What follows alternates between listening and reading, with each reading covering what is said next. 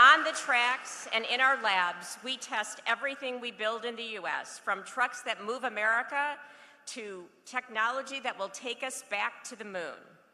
And for 100 years, we have engineered and built our vehicles right here at home, because GM's story is part of this country's story. This month, we celebrate America's 250th anniversary, and I want to recognize the people who built this country, like the talented and dedicated team members with us today.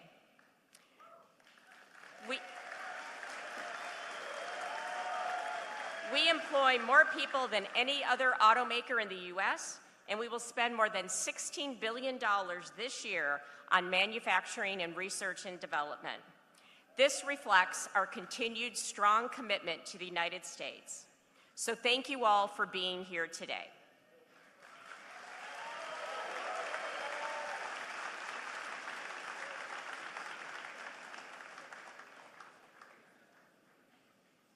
Ladies and gentlemen, the 45th and 47th President of the United States, Donald J. Trump.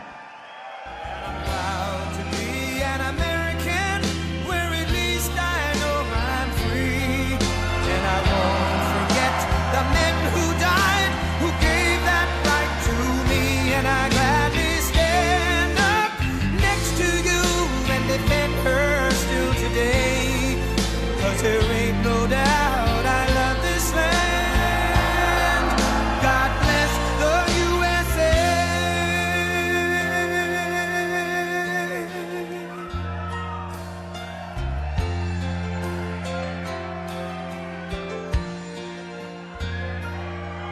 From the lakes of Minnesota to the hills of Tennessee, across the plains of Texas, from sea to shining sea, from Detroit down to Houston and New York to LA, where there's pride in every American heart, and it's time we stand and say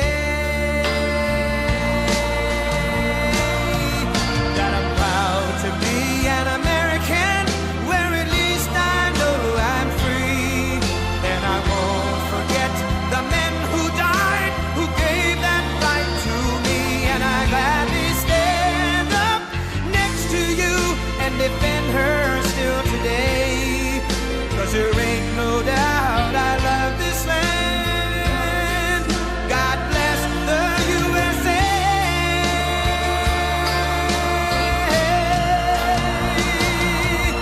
And I'm proud to be an American, where at least I know I'm free, and I won't forget the men who died, who gave that right to me, and I gladly stand up next to you and defend her still today, 'cause there ain't no doubt I love this land. God bless the USA.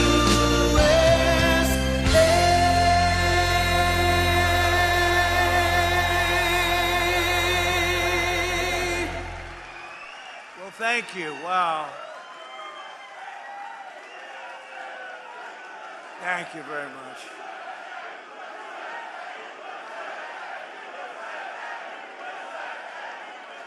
Well, thank you very much. It's an honor to be back. I love this place. I won this place. It's beautiful. This beautiful state. We won by a lot. Great to be back in Michigan, and hello to the men and women of General Motors.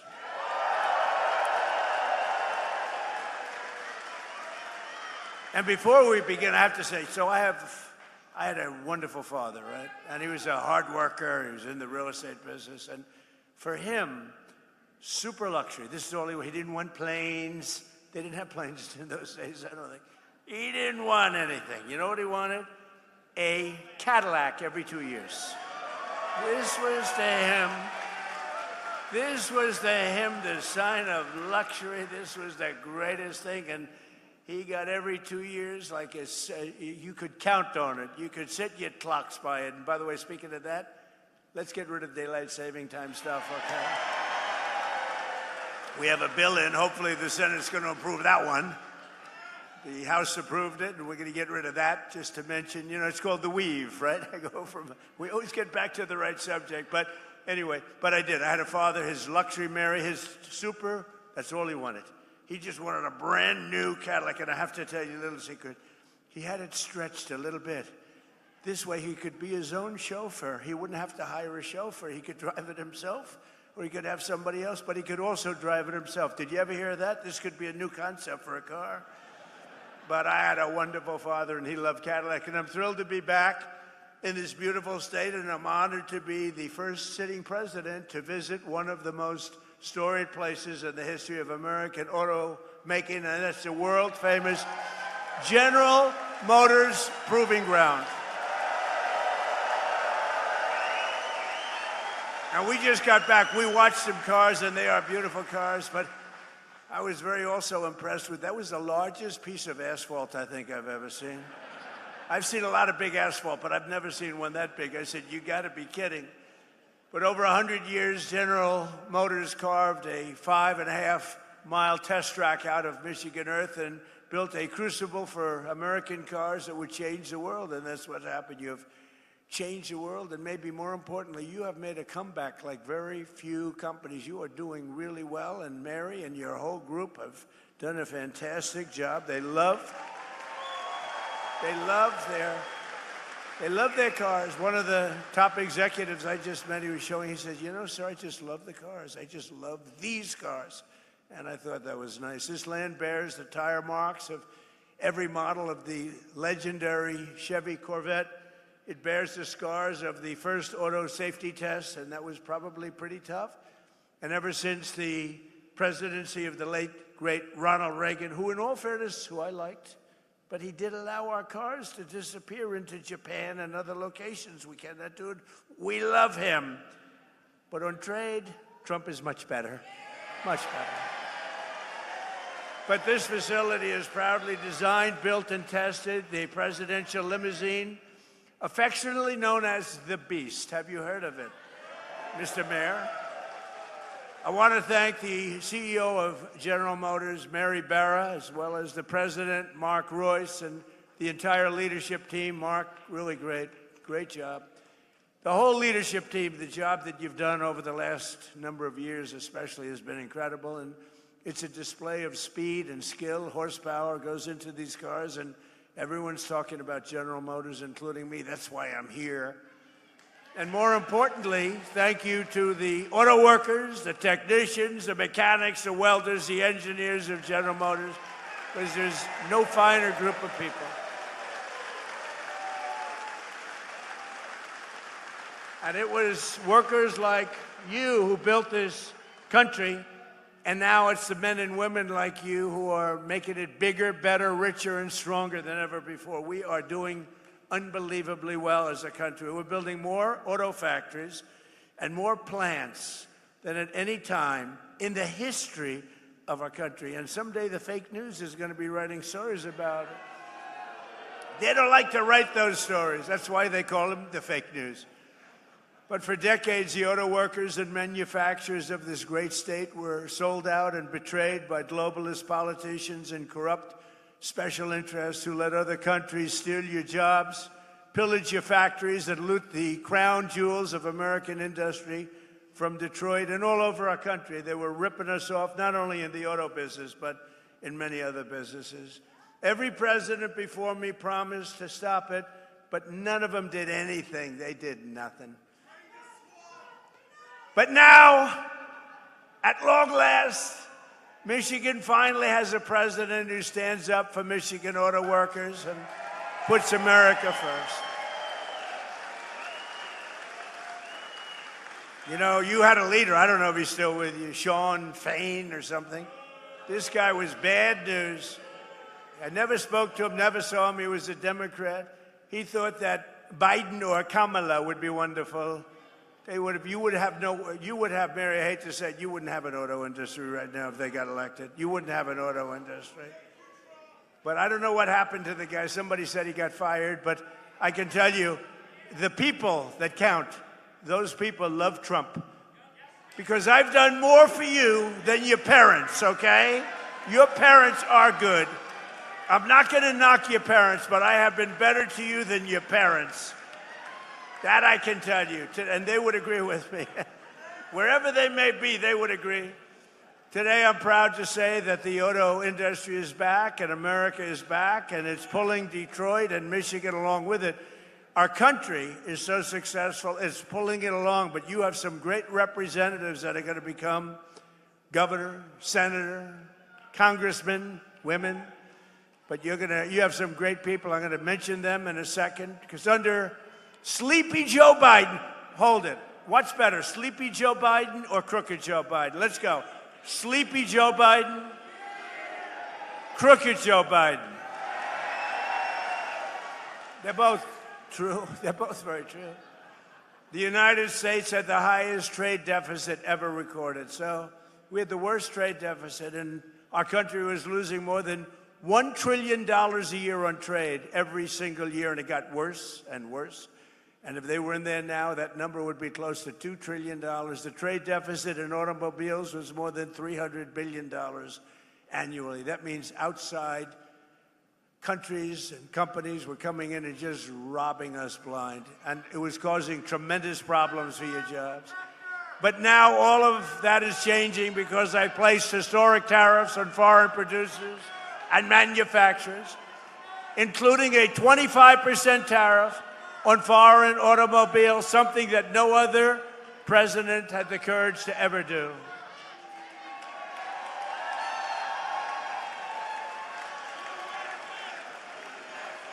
He's a communist. He's a communist.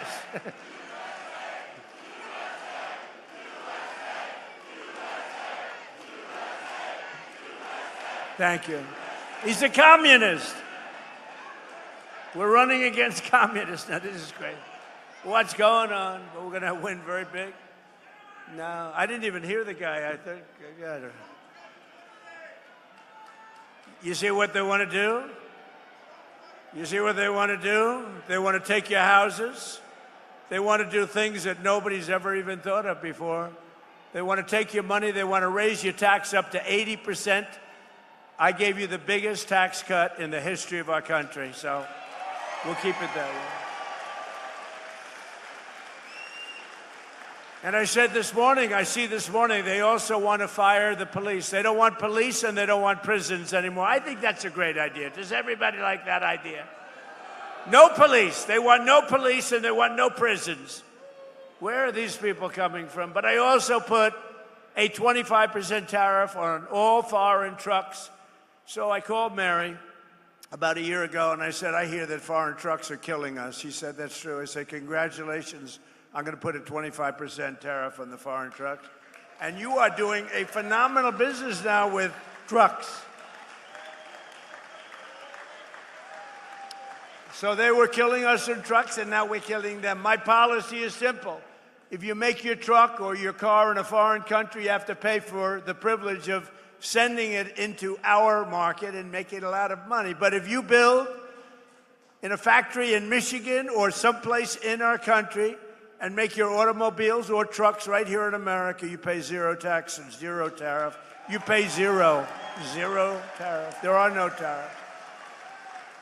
And we've taken in hundreds of billions of dollars for the country aside from it, but we keep a lot. As an example, Europe is being taken over by the Chinese cars. You know that, right? Mercedes-Benz is being absolutely decimated. BMW, good companies, decimated. Volkswagen, decimated. They don't do anything about it. We don't have, to the best of my knowledge, Mary, one Chinese car in the country. They have a 100% tariff, and our automakers are doing, I think, business like you've never done before, right? Right? You're doing more business, better business, bigger business than you've ever done before. In 18 months, we've slashed our trade deficit with China by the largest amount in history. Nobody can believe it. You know, if you get it down a half a point, it's a lot. We got our trade deficit down by 71%. 71%. Worldwide. 1 year ago, our country was dead, and now we are the hottest country anywhere in the world. We're the hottest country. Everybody is respecting us. You know, they respect us again. They respect the United States. I think they respect us more than they've ever. We did this in a year and a half. In 4 long years of sleepy Joe Biden and his crazy administration, they're communists. They were communists. That was the beginning. He wasn't, because he had no idea what the hell was happening. They said, Joe, let's go communist. He said, what is that exactly? They got less than $1 trillion. So think of it. In 4 years, they had investment of less than $1 trillion. 4 years, less than $1 trillion. In 1 year, my administration secured commitments of more than $19.2 trillion from all over the globe. Think of that. 1 year, 19.2. If they got in, and they were essentially, they didn't think of themselves as communists, but they were. But now you have down and out communists. I mean, these people are down and out. And remember, you go communist, nothing good happens. That's been proven for 1,000 years using different names. But right here in Michigan, General Motors is expanding operations at its Factory Zero. Do you know what Factory Zero is? What the hell does that mean, Mary? Factory Zero? You're going to have to explain. In Detroit to produce some of America's most iconic vehicles, including the Chevy, well, I hear it's good, Silverado, right? The Silverado, really hot, right? It's going to be hotter after today. The GMC Sierra, the world-famous Hummer. I got to look at some of these. In fact, I said to Mary, how about sending me a couple?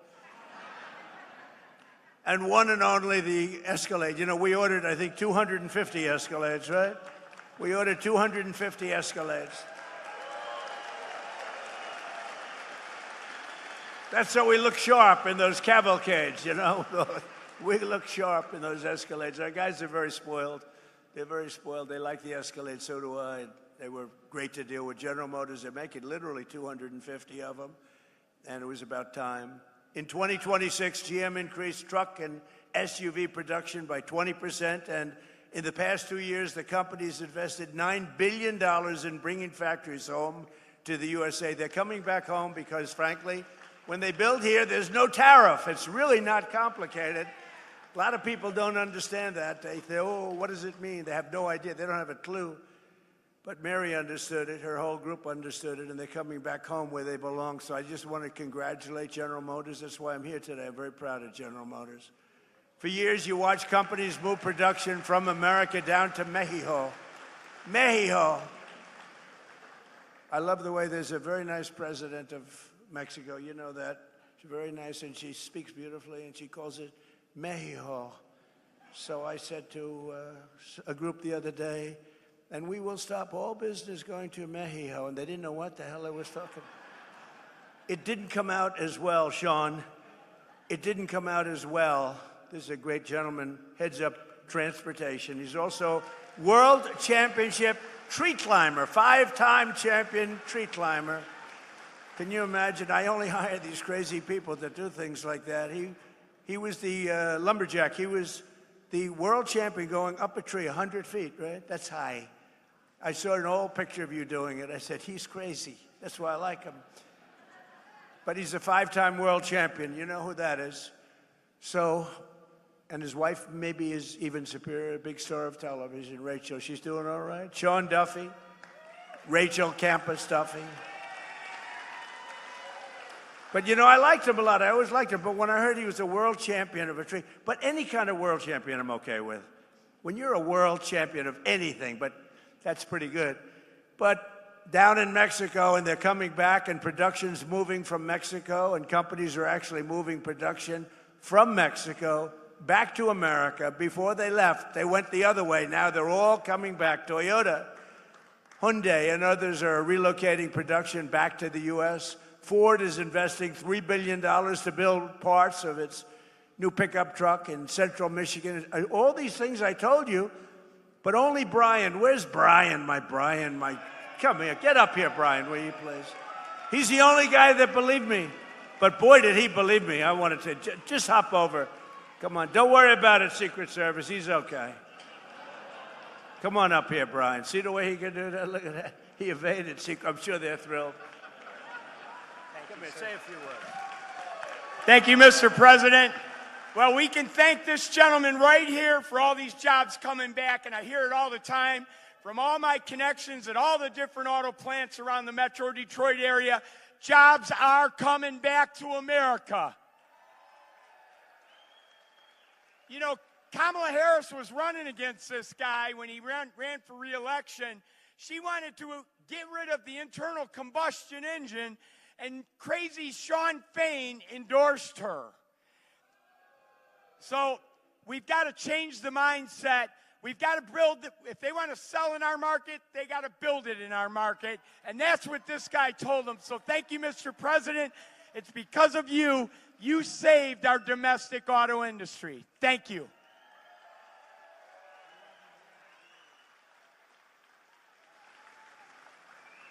Look at the arms of that guy. I don't know. He's been, he's been with me from day one. The first time he said years ago. And I think I produced, Brian, would you say I produced even more than I said, right? Yes, sir. Even more. Yeah, exceeded expectations. True. We like that. Thank you, Brian. He's a great guy, and he's got a group of followers that are unbelievable. Where are they? Oh, yeah, there they are. He's got a great group of people. But for decades, we were told that it was totally impossible to bring back American manufacturing. Obama would say, remember Barack Hussein Obama? Obama. He was so bad for the auto industry. I don't know, Honestly, I don't know how you vote for Democrats because they are so bad for the industry. But it turned out that all you really needed to get him back was a new president, somebody that understood business, understood what it was all about. I've been complaining about it for many years.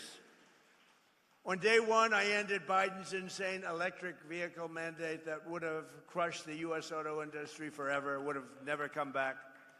Remember that? Everybody was supposed to have an electric car within, 15 minutes. And I don't want to say this in front of Mary because she'll change your mind, but it takes far fewer people to build an electric car. That doesn't mean they work better, but it takes. And if you want an electric car, they make electric cars too. But if you want to buy a combustion, if you want to buy anything you want, they make. We don't want to do that stuff. But right now, we've been right on that bet. I said, no, it's not going to happen that way. I terminated Biden's disastrous cafe fuel standards. You know what that is? That was a short road to bankruptcy for every single car company in this country, and a total disaster that would have killed the internal combustion engine. They wanted it dead within 5 years. As long as I'm president, that will never happen, but it's going in the opposite direction. Remember, we have a 1,000-year supply of gasoline. China doesn't. We have 1,000 years. We have more gasoline. We have more oil. Now, when you add Venezuela to it, we really have more oil. One day. And Venezuela's been great. They've been doing a great job. We're working with them. Take millions and millions of barrels of oil. But they're doing well, and we're doing well. One day. A lot of people were against that war.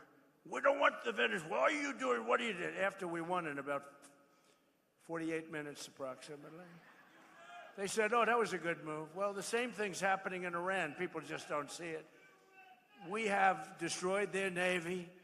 We've destroyed their Air Force. We've destroyed their leadership. We've destroyed their anti-aircraft weaponry. Their drones are being made at a rate of about 7%. We destroyed most of their drone manufacturing capability, their missile manufacturing capability. And right now they're talking to us about making a deal. But if we didn't do it tough, there would be no talk. For 47 years, which is really 50 because people have been using 47 years for 3 years at least. But for 47 to 50 years, they have been talking, and all they do is tap everyone along. They were the bully of the Middle East, and they were the bully of us. And Obama came along and gave them tens of billions of dollars. He gave them $1.7 billion in green cash. Remember that? Put them on a Boeing 757, flew it to Teherán. $1.7 billion in green. He thought he could bribe them, and instead they thought what a stupid country this is. How stupid. No, you can't bribe them. You got to beat them, and we're beating the hell out of them. But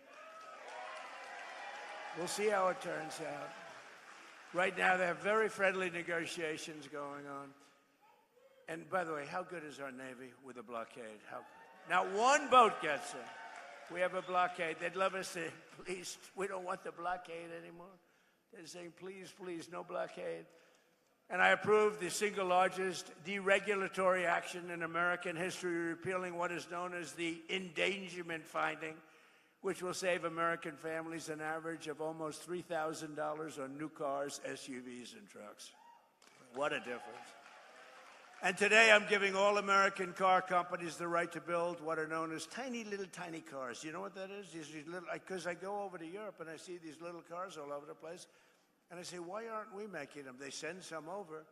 But Sean Duffy, the Secretary of Transportation, has just cleared it. I was with him on the plane. I said, Sean, did you clear that? No, sir, not yet. I want it done now. Oh, it's done, sir. He knows what. He's very smart. He's a very smart guy. No, but you're all cleared, Sean? So your company, Mary, if you want, I mean, you have the choice. It's a tiny little, beautiful little car. I'm not sure I want to get hit by one of your Silverados, okay? Or one of your Cadillacs, but you'll make them as safe as possible, right? You put a cocoon. You put a little cocoon around them. See, I would have been a wonderful automobile designer. But you have the right to do it, and they sell, inexpensively. They're actually beautiful. I don't know if I'm going to be using one. I'm not sure if Secret Service would love me driving around in one, but there's a tremendous market for it, I think. It really is a tremendous market. They are quite something. And thanks to our Republican majorities in Congress, we also made interest on auto loans fully tax deductible, but only if the car is made in America. If it's not made in America, we have no interest in doing that. And I apologize for the air conditioning, but this room was not built for thousands of people. This room was built for a few people making cars, not for thousands of people. And it is a little warm up here, but I love that because every time I make a speech, I lose weight. It's wonderful. It's a wonderful way to lose weight. Under our leadership, investment is booming, incomes are rising, and the stock market has 73 all-time highs. Think of that. In a year and a half, we've had an all-time high. And your 401ks are up by $32,000 and more in just a year. And one statistic that I say, because, the fake news, the reason they're fake news, they're terrible people in many cases, not in all cases. You have some professionals, but they refuse to say there are more Americans working today in the United States of America than at any time in history. How about that? That's, to me, that's a stat that's hard to beat. And it was just announced that inflation is dropping at the fastest rate in more than 6 years. We're dropping it. I inherited this mess. I inherited an open border where 25 million people came in. Many of these people were criminals, murderers, people from jails, people from mental institutions. I inherited that. We've got a lot of them out, and we're getting a lot of them out. We have 11,888 are murderers, many of whom, they say more than 50% of whom killed more than one person. We don't want them in this country. They allowed them to come in through the stupid open border. They came in like water. You've seen it. And right now, it was just announced, again, this is now the 15th month in a row, 0 people have come through our border illegally. 0.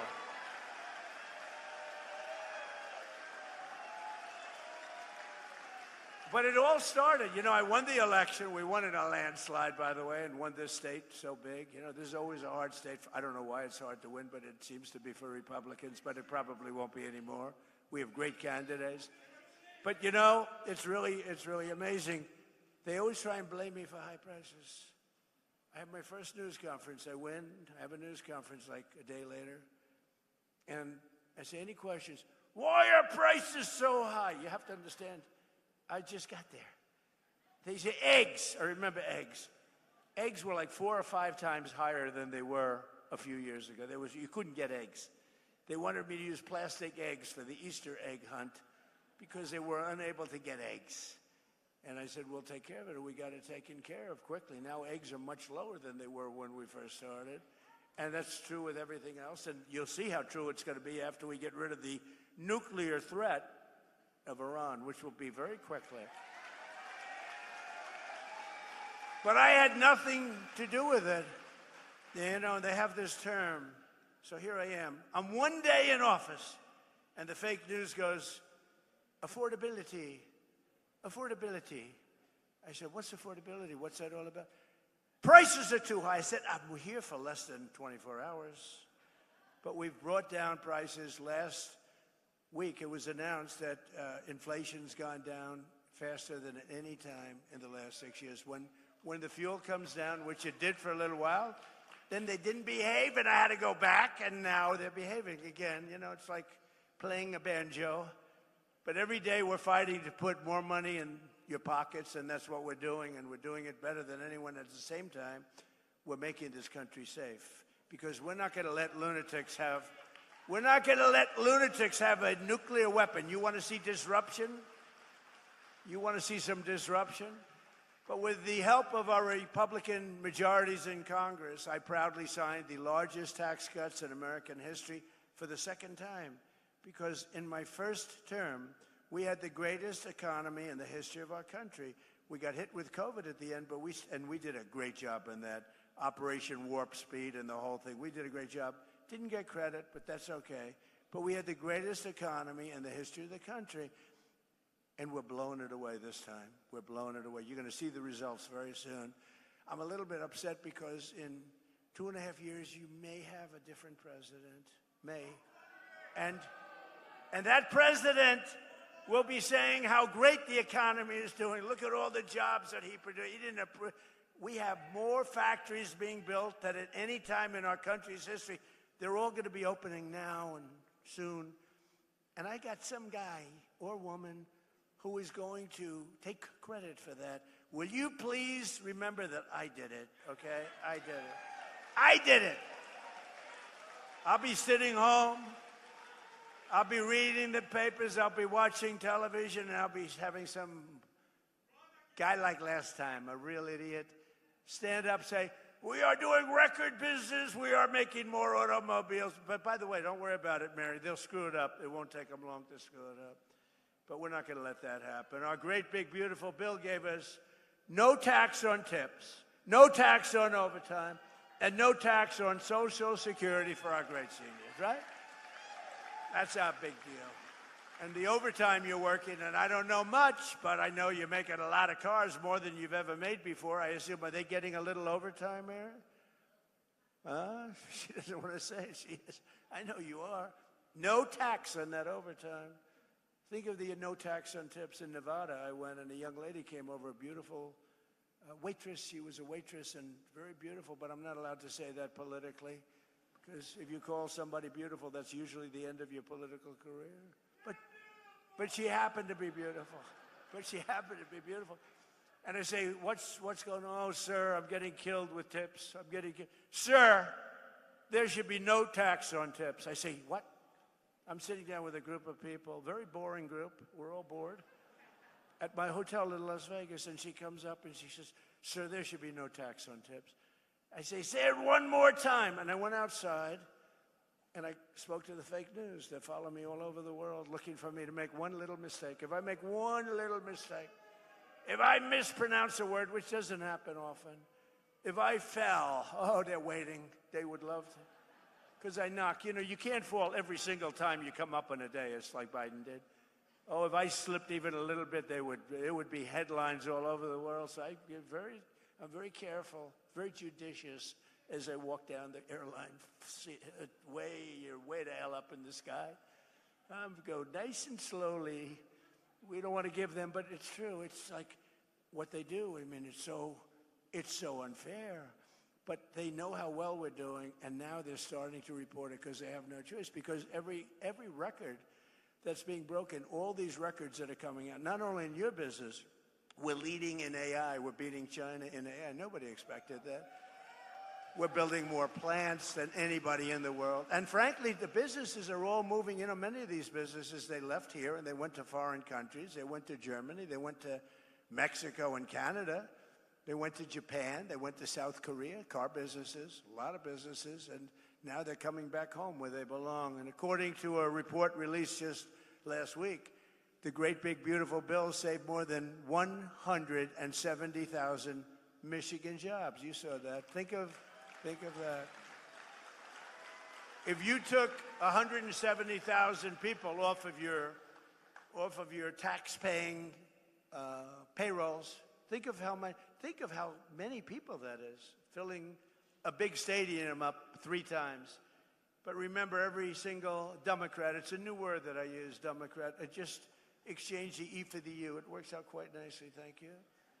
But they're Democrats. They want open borders. They want men playing in women's sports. They want transgender mutilization of your children. They want the transgender mutilization of your children for everyone, so I call them Democrats.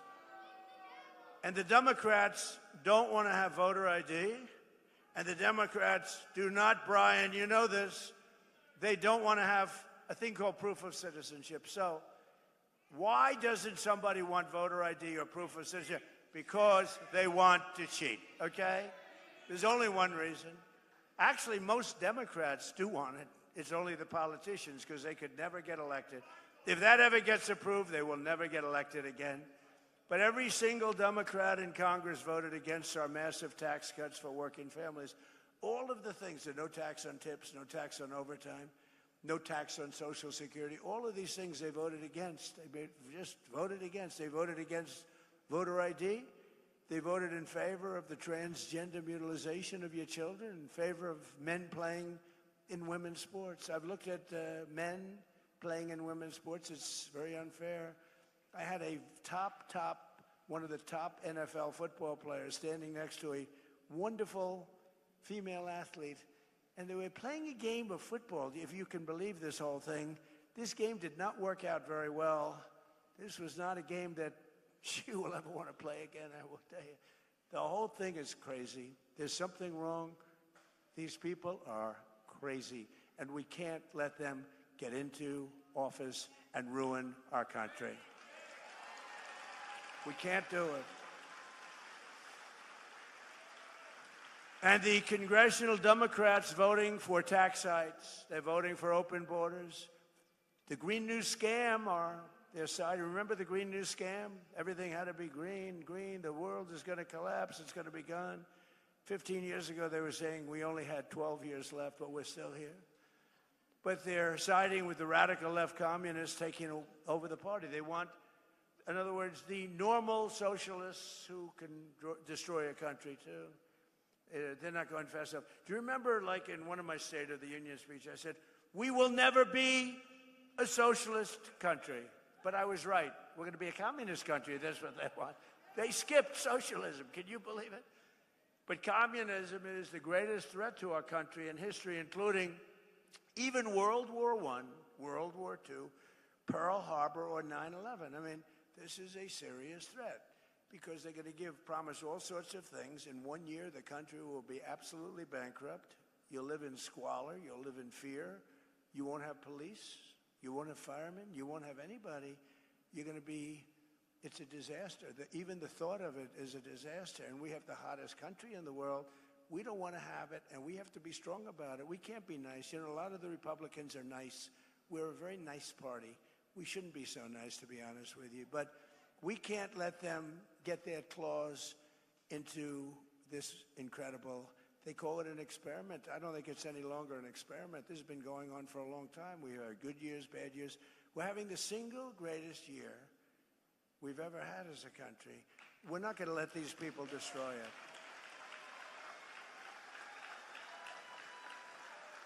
And you know the other thing, I'm just thinking now, you know, I do a lot of these speeches and I end up reading about 20%.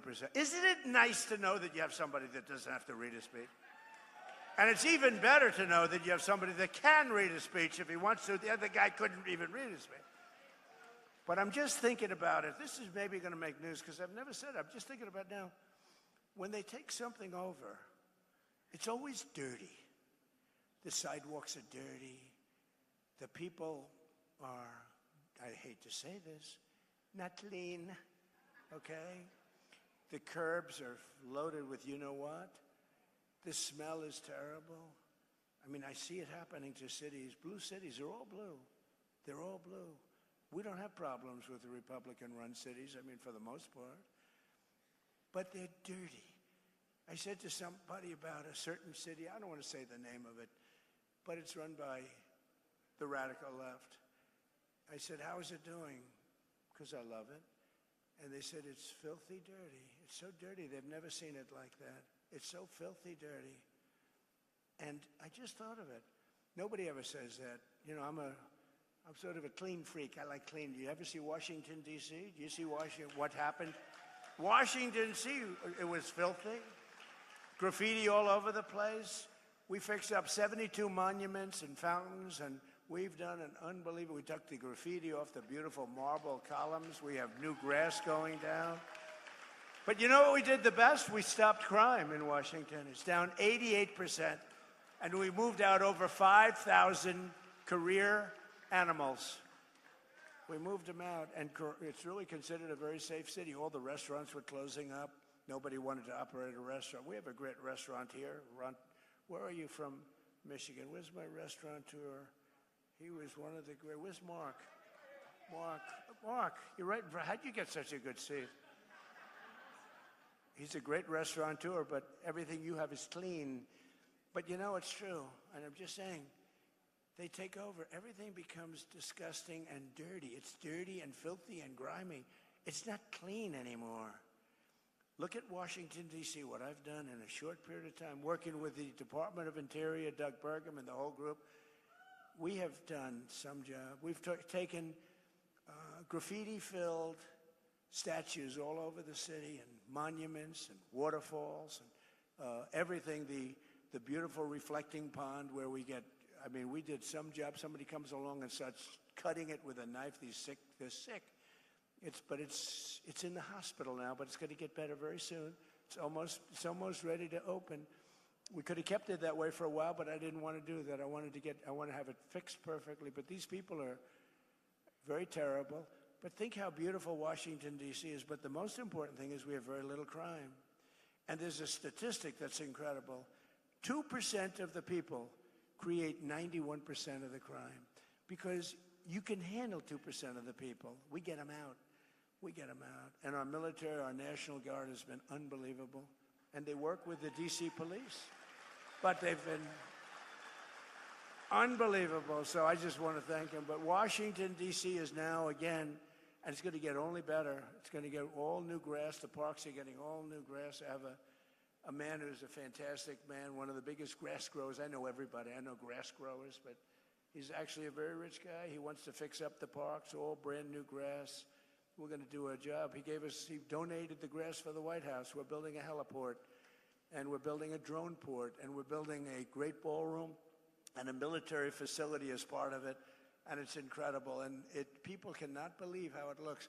Washington, D.C., think of it, is now a really safe city, and it's so beautiful again, and people are proud of it. It's our capital. They have to be proud of it. It was a crime-ridden mess.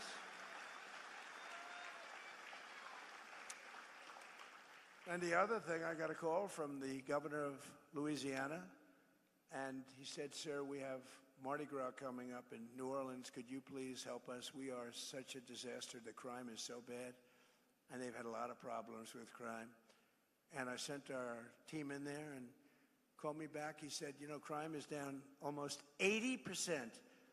Think of that, almost 80%. This was 8 months ago. And they had the safest Mardi Gras they've ever had.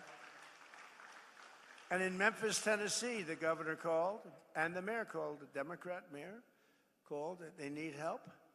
And Memphis was very, very dangerous. Companies were leaving. Too much danger. It was really dangerous. You couldn't walk down the street.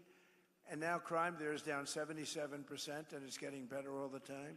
And if they do that in New York, Chicago, Los Angeles, we would take care of it so quickly. But we have to get called. I want them to call us. I don't want to say, I don't want to, they're running it. I want them to call us, and we will get rid of the crime so quickly your head will spin.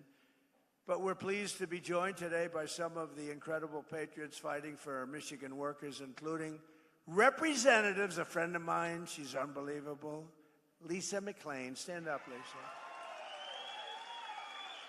Great. She's great. She is great. And she's tough, too, I want to tell you. I'm not going to say she comes in a small body, but she comes with one house. She comes with fire and brimstone, right, Lisa? And we love Lisa, respected by everybody. Tim Wahlberg. Tim, great. 18 years he's been doing it, and everybody respects you a lot.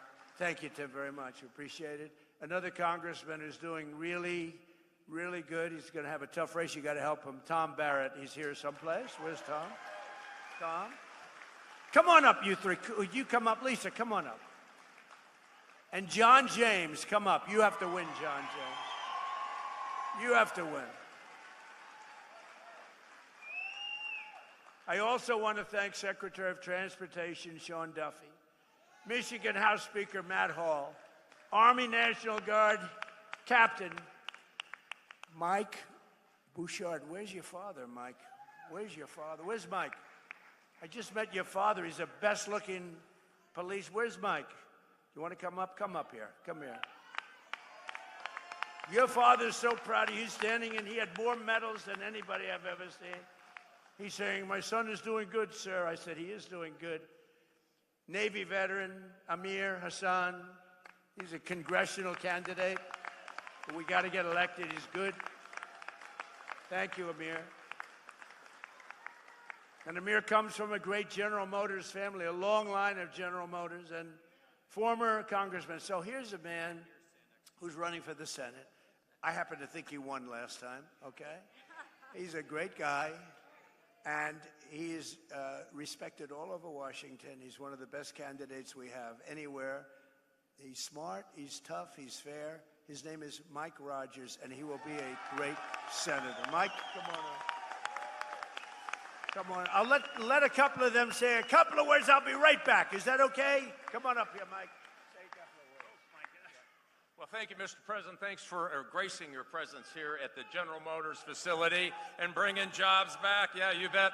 Imagine if, Mr. President, you have a senator that cares about much about manufacturing, especially in Michigan, than you do. That's a change we absolutely need. And when I get back there, Mr. President, I promise you this. I will work with you to protect our families, protect our freedoms, protect our factories, protect our finances, and when I get